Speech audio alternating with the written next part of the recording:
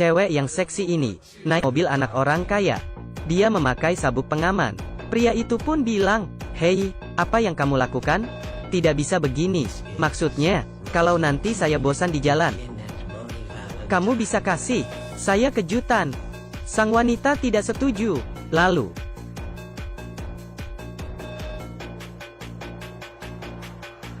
bajingan, seberapa gila pria kaya ini? Saat ditahan polisi, Grisa dengan santai mengeluarkan sebagian uang dan melempar ke polisi. Tapi polisi ini masih terus menahan dia. Grisa pun tidak peduli, langsung menabrak dan membawa polisi. Kemudian dia pun mulai mengebut. "Kamu mau kemana? Kamu gila ya? Hentikan mobilnya." Grisa pun akhirnya dibawa ke kantor polisi. Dia masuk kantor polisi. Sudah beberapa kali bulan ini masuk penjara seperti pulang rumah. Ayahnya pun datang untuk menebusnya. Kepala polisi yang langsung melayani dia. Dia pun berdiskusi dengan ayah Grisa. "Kami melepaskan dia. Kasus ini selesai. Kamu bayar biaya pengobatan. Dan tentu saja, biaya kompensasi." Ayah Grisa sangat kesal. Agar bisa menebus anaknya, dia sudah mengeluarkan banyak uang hingga bisa untuk renovasi kantor polisi. Dan juga bisa beli komputer untuk semua polisi di kantor. Kepala polisi saja pun sudah malu. Grisa dibawa ayahnya keluar. Tapi dia tidak peduli. Ayahnya yang tidak bisa mengatur anaknya merasa sangat marah. Pada suatu malam, Grisa bersama wanita cantik yang keluar dari klub malam. Melihat mobilnya diderek orang, dia pun mengejarnya. Namun saat itu, dia dibius dan pingsan. Ketika dia bangun lagi, dia memakai baju kuno dan dikurung di rumah kecil. Dia pun bertanya, "Di mana telepon saya?" Orang di sampingnya punya bertanya balik, "Apa itu telepon?" Tiba-tiba masuk seseorang yang kelihatan ganas. Tanpa basa-basi, dia menyeret Grisa keluar dari rumah dan terus menendangnya dan juga mengambil cambuk, ingin mencambuknya. Seorang kakek tua pun keluar dan melarangnya. "Budak saya tuannya. Siapa bilang kalian boleh pukuli dia? Pukul dia sekali." Si kakek tua suruh Grisa membawa kudanya untuk dia. Jika tidak maka akan dihukum. Grisa yang sangat kesal dan tidak pernah diperlakukan begitu. Dia pun bilang, "Jika ayah saya tahu, kalian pasti habis." Pria itu pun bilang ke dia, "Teman, kamu kehilangan ingatan ya?" Grisa merasa ada yang aneh dan ingin kabur sambil lari sambil teriak. Tapi orang di sekitar yang memakai pakaian kuno merasa terganggu dengan teriakannya. "Waduh, kok ada beruang di tempat ini?" Grisa dibawa balik ke kampung itu. Dia pun mengira, "Apa saya pulang ke masa lalu? Kenapa semua ini sangat aneh? Pesawat, mobil, internet sudah hilang kemana?" Orang kampung tidak mengerti apa maksudnya. Apa itu internet? Bisa dimakan? Karena tidak menyelesaikan misi ambil kuda tadi, Grisa pun dihukum. Tali diletakkan ke leher. Dia pun sangat ketakutan. Beruntungnya seorang wanita cantik yang datang menyelamatkan dia. Grisa duduk di atas tanah dan sangat bingung. Namun walaupun itu, tapi dia pun harus menerima kenyataan dirinya adalah budak. Saat itu, seekor elang terbang di atas. Terbang masuk ke kincir angin. Seorang pria mengambil elang itu. Setelah dilihat, rupanya itu adalah drone di dalam kincir angin. Sekelompok orang masa kini sedang sibuk di depan monitor. Pria kaya ini kira dia kembali ke masa abad pertengahan dan menjadi seorang budak. Rupanya ini adalah rencana ayahnya. Dia membuat sebuah kampung kuno agar anaknya yang nakal bisa menjadi baik. Ayahnya menyewa seorang sutradara profesional. Semua orang di kampung juga adalah pelakon. Mereka memasang kamera di beberapa tempat tersembunyi. Pria kaya itu kira dia kembali ke masa lalu dan menjadi seorang budak. Hari itu, dia diinjak orang dan dipukul. Dulu dia yang sangat sombong. Sekarang sudah tidak bisa sombong dan sangat kasihan. Tapi walaupun begitu, Grisa masih seorang yang nakal dan tidak bermoral. Karena ingin makan daging, dia menyuri ayam orang lain. Dan juga sangat egois. Dia menghabiskan ayamnya sendiri dan tidak membagikan ke temannya. Akhirnya, hal curi ayam diketahui tuannya. Semua budak pun ditangkap. Mereka pun diberikan dua pilihan. Jika ada yang mengaku kesalahan, maka hanya dicambuk 10 kali. Jika tidak, akan dipilih seseorang dan dicambuk 50 kali. Di dalam ujian hati nurani ini, Grisha masih sangat egois. Dia melihat temannya ditangkap, dan tidak berani mengaku. Setelah itu, temannya memperlihatkan lukanya. Grisha pun tidak merasa bersalah. Ayahnya sangat kecewa, merasa anaknya sudah tidak dapat diselamatkan, dan ingin mengakhiri semua ini. Namun sutradara tidak setuju. Dia bilang hanya cinta dan kematian yang bisa membangunkan hati nurani Grisha. Dan saat itu, terjadi suatu ketidaksengajaan. Seorang pelakon saat turun dari kuda, tidak sengaja memperlihatkan pakaian masa kini. Grisha merasa ada yang aneh. Dia pun bertanya ke wanita itu, apa sih yang terjadi? Beruntungnya saat itu, Lisa sudah menyimpan pakaian itu. Jadi Grisha pun tidak tahu. Dia kira apa yang dia lihat itu hanya ilusi. Saat Grisha sudah tenang, dia pun merasa malu atas kelakuan dia tadi. Sangat kasar. Dia pun menemui Lisa dan minta maaf. Selama hidup dia, ini adalah permintaan maaf pertamanya. Ayahnya yang melihat itu pun tersenyum. Rupanya anaknya masih bisa diselamatkan. Setelah panen tahunan, acara pesta, semua orang kampung berkumpul, bernyanyi dan menari. Grisha pun sangat senang. Sudah lama dia tidak merasakan acara yang begitu meriah. Dia pun mulai mengajari semua orang menari tarian baru. Ini dia Raja Klub Malam? Iya. Seharusnya sesuai rencana sutradara, Grisha akan ada hubungan cinta dengan anak perempuan tuan dia.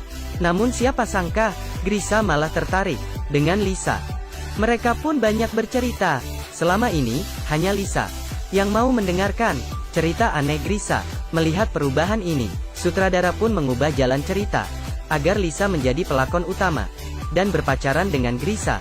Saat itu juga, agar Grisha bisa merubah sikapnya, sutradara merencanakan sebuah alur cerita. Hari itu, tuannya memanggil Grisha ke rumahnya. Diberikan makanan enak, lalu dia bilang, anaknya menabrak orang di kota. Perlu seorang budak untuk membantunya.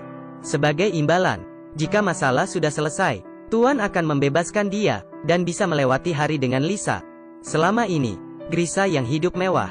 Bagaimana dia akan memilih? Pria kaya ini terlanjang dan dicambuk. Pria kaya ini kesakitan. Dulunya dia sangat kaya, sekarang dia menjadi budak. Demi kebebasan, dia menahan semua kesakitan. Ayahnya yang melihat dari monitor merasa sangat sakit hati. Grisha yang selesai dihukum, dia mendatangi tuannya. Namun anak tuannya tidak mengakui perjanjian itu dan mulai memukuli Grisha dan mempermalukannya. Penebusan apa? Bodoh.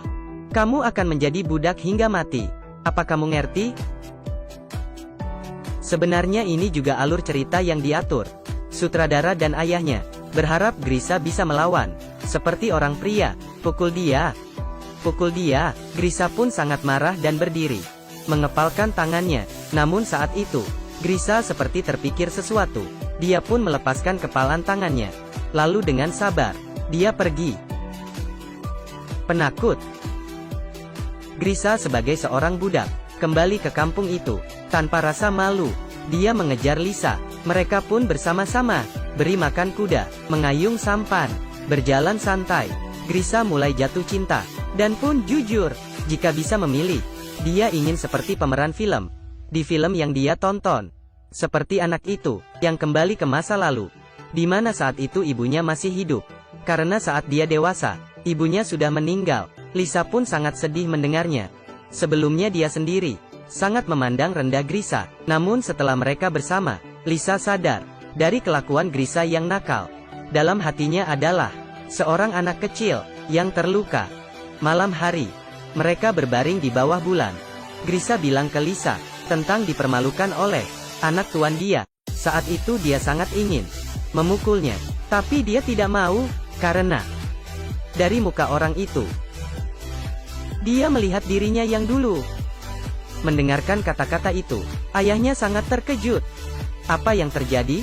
Dia sudah merubah sikapnya? Lisa pun sangat terharu. Dan saat itu juga, dia merasa dia sudah jatuh cinta dengannya. Melihat Grisha, semua orang sangat senang. Sudah waktunya mengakhiri cerita itu dengan alur cerita kematian. Untuk mengakhiri semuanya, sutradara mengatur sekelompok prajurit untuk masuk ke kampung itu. Sang raja mau membawa seorang gadis untuk menjadi istrinya. Lisa pun dipilih oleh raja. Sang raja bilang, jika ada yang mau mengorbankan diri sendiri untuk Lisa. Semua orang melihat ke arah Grisa, termasuk Lisa juga. Namun saat itu, Grisa malah mundur ke belakang. Di dalam pandangan semua orang, dia terus mundur. Pada masa penting, dia memilih untuk menjadi seorang penakut. Kelihatannya susah merubah sifat aslinya. Lisa sangat sedih dan memanggil namanya. Grisa pun berhenti dan melihat ke arah Lisa. Lalu dia pun kabur, seperti dia ketakutan. Semua orang pun sangat kecewa. Setelah semua ini, Grisa masih seorang penakut, tapi sutradara terus melihat monitor. Dan dia percaya dengan Grisa. Grisa pergi ke kandang kuda. Dia pun memikirkan banyak hal masa lalu, hal-hal yang memalukan, hal-hal yang indah. Bersama Lisa, dia sangat takut mati. Namun lebih takut adalah saat dia sadar, dia tidak pernah hidup dengan baik. Grisa pun membulatkan tekad dia. Lalu, dia menunggangi kuda putih, dan membawa kayu, seperti seorang pahlawan, berlari ke arah Lisa. Lepaskan dia. Grisa dengan berani, bertarung dengan prajurit, lalu membawa Lisa. Mereka pun kabur, setelah melewati hutan. Tanpa sadar, mereka sampai di sebuah pom bensin. Grisa pun kebingungan. Apakah saya kembali ke masa kini? Orang di pom bensin pun bingung. Mau isi bensin ke kuda? Saat itu juga, Grisa ditembak dengan obat bius. Dan pingsan. Papa, saya di mana? Kamu di rumah sakit, tidak apa-apa. Apa yang terjadi? Kamu pingsan. Apakah kamu lupa dengan semuanya? Pingsan. Kamu keluar dari klub malam, mengejar mobilmu, kemudian ditabrak mobil. Sudah lewat 3 bulan. Kamu baru sadar. Kampung itu mana? Lisa mana? Kampung apa? Siapa itu Lisa? Grisa kembali ke kehidupan dulu. Seperti melalui mimpi indah. Setelah melalui mimpi itu, sifatnya pun berubah. Dia menemui polisi yang dilukai sebelumnya, dan minta maaf dengannya. Saat dia di klub malam, dia tidak merasa senang, karena dia tidak bisa melupakan Lisa. Tiba-tiba, dia melihat 2 orang yang dia kenal. Pelakon wanita cantik, dan pelakon anak tuan dia. Mereka tidak tega melihat Grisa yang sedih. Akhirnya mereka memberitahu keberadaan Lisa. Akhir cerita, Grisa menemukan Lisa, dan mereka pun berpacaran. Dia juga mengerti maksud dari ayahnya. Dia pun minta maaf dan berterima kasih. Gunung mudah diubah, sifat susah diubah. Untuk merubah seseorang sangat susah.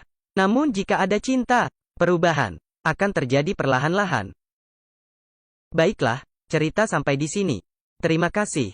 Sampai ketemu lagi. Bye-bye.